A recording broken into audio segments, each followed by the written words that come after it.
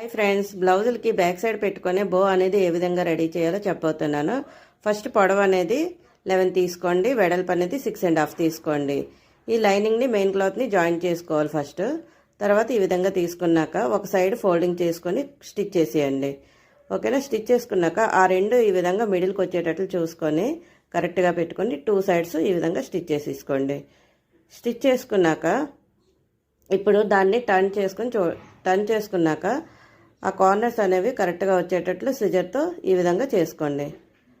Corners కరెక్ట్గా వచ్చాక ఇప్పుడు మిడిల్కి ఈ విధంగా ఫోల్డింగ్ చేయండి. ఫోల్డింగ్ చేసి అక్కడ చాక్తో ఒక మార్కింగ్ చేసుకోండి.